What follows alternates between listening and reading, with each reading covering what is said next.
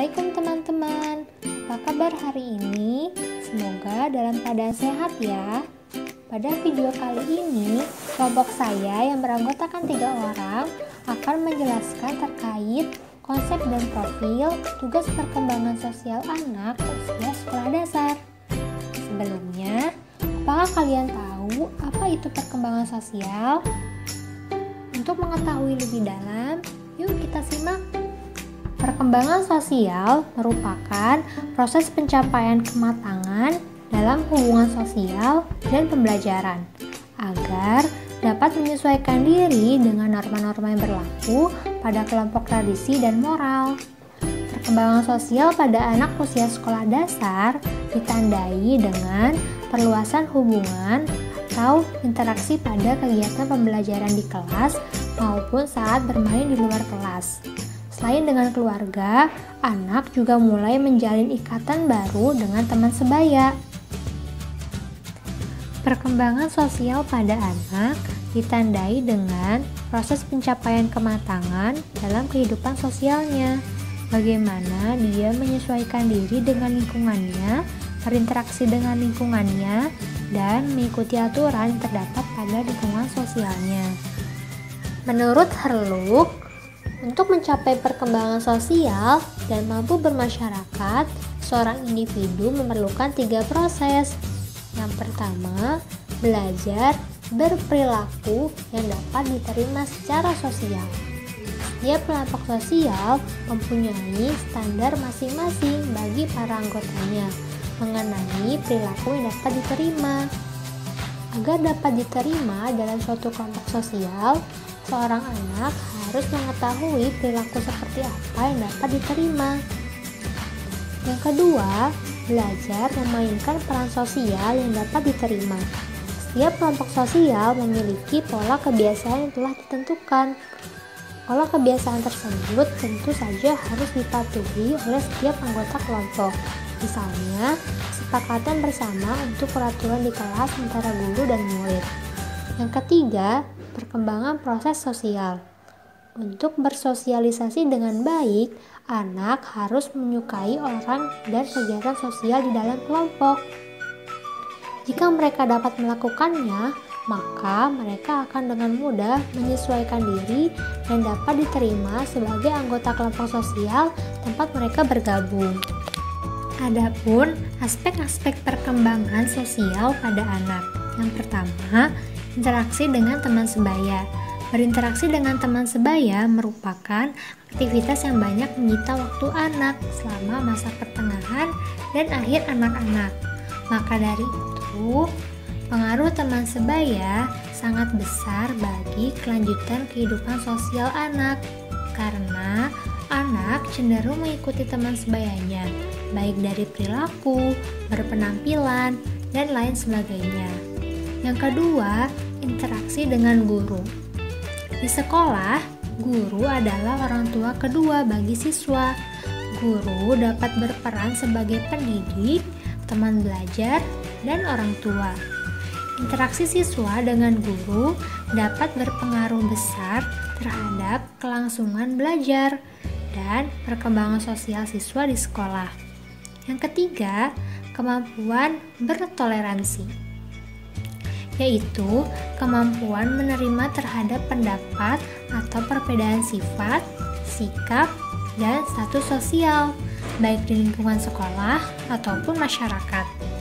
Yang keempat, kemampuan berkomunikasi. Dengan meluasnya pengetahuan anak menemukan bahwa berbicara merupakan sarana penting untuk berkomunikasi. Yang kelima, hubungan dengan keluarga. Banyak kondisi yang menyebabkan merosotnya hubungan keluarga menjelang berakhirnya masa kanak-kanak. Beberapa di antaranya merupakan kelanjutan dari kondisi-kondisi sebelumnya, dan beberapa lagi merupakan kondisi-kondisi baru yang muncul dari berbagai situasi yang khas dari periode rentang kehidupan. Selanjutnya, ada indikator perkembangan sosial anak.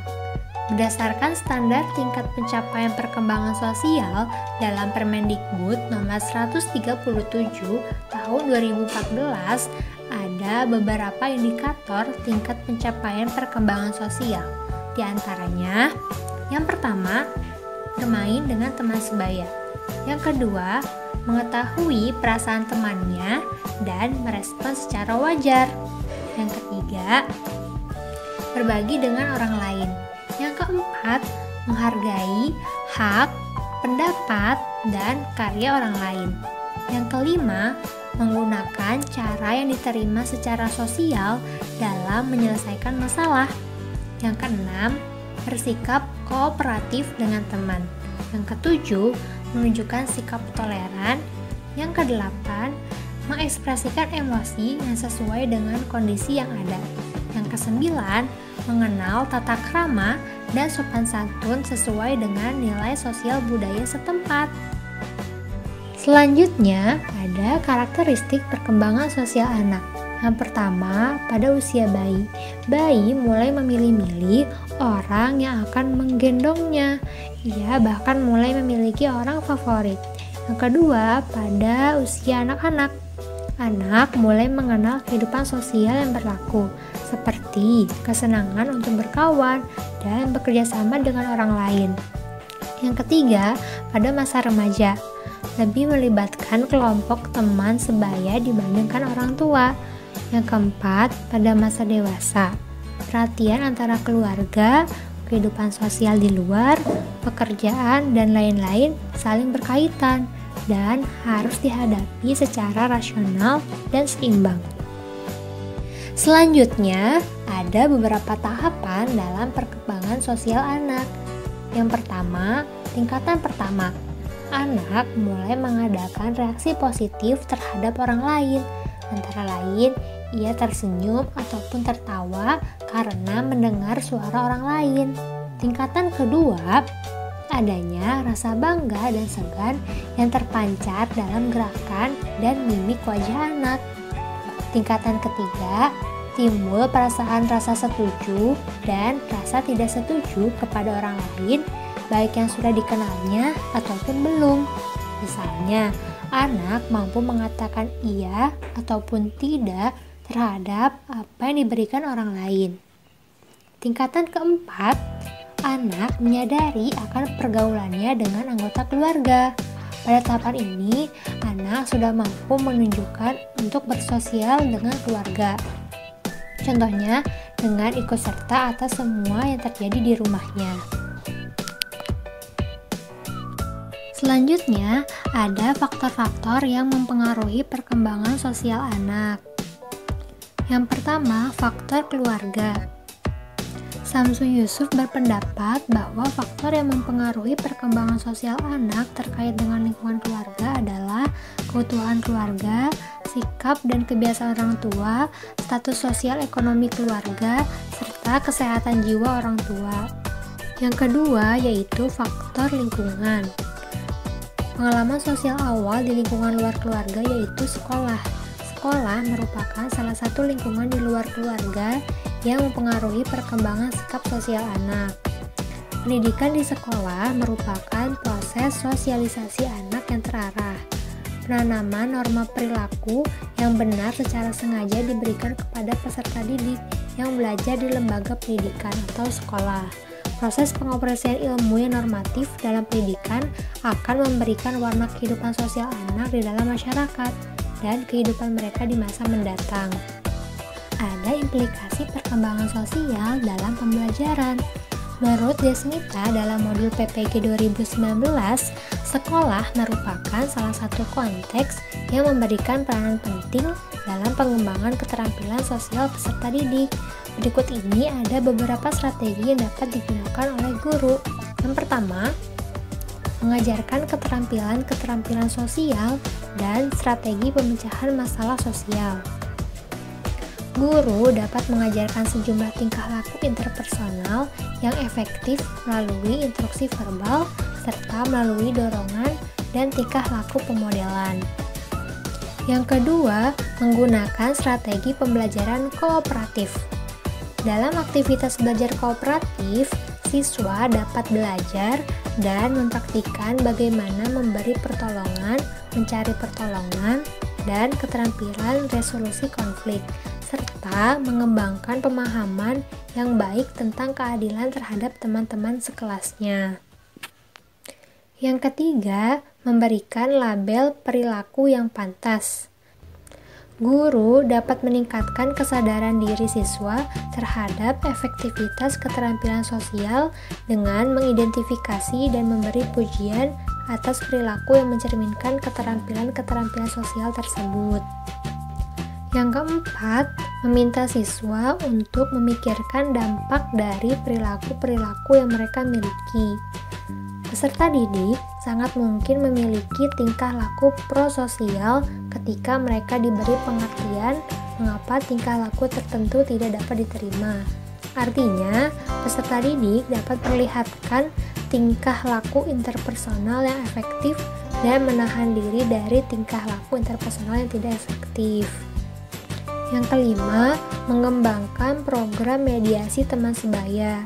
Siswa SD dapat mengambil manfaat dari training mediasi, di mana mereka belajar bagaimana melakukan intervensi terhadap perselisihan interpersonal yang terjadi di dalam kelas secara efektif. Selanjutnya ada perkembangan sosial yang tidak sesuai dengan harapan sosial. Perlu diketahui dalam perkembangan sosial anak yaitu jika perilaku sosial tidak memenuhi harapan sosial, hal ini akan membahayakan penerimaan sosial oleh kelompok. Jika hal ini terjadi, akan mengakibatkan hilangnya kesempatan anak untuk belajar sosial, sehingga sosialisasi mereka jauh lebih rendah dibanding teman seusianya. Selain itu, bisa juga dilihat dari adanya keterlantaran sosial, di mana anak tidak mempunyai hubungan dengan orang lain ataupun kehilangan kesempatan untuk berhubungan dengan anak seusianya. Hal seperti ini bisa dijumpai pada keluarga-keluarga yang mengutamakan karir, yang sebagian waktunya dihabiskan di luar rumah, yang menyerahkan juga semua urusan rumah pada pembantu dan anak-anak itu sendiri, ataupun bisa disebabkan karena anak dibebani oleh tugas-tugas yang terlalu berat, baik itu tugas sekolah ataupun tugas rumah. Keterlantaran sosial ini selain akan menimbulkan introversi, juga akan menyebabkan anak takut untuk membina hubungan dengan orang lain. Jika seorang anak mengalami kelantaran sosial, maka akan sangat berpengaruh terhadap kehidupan sosial usia-usia selanjutnya. Ya, itulah tugas capaian perkembangan sosial pada anak siswa sekolah dasar. Sekian dari kami, terima kasih telah menonton video kami. Sampai bertemu di video selanjutnya. Assalamualaikum warahmatullahi wabarakatuh.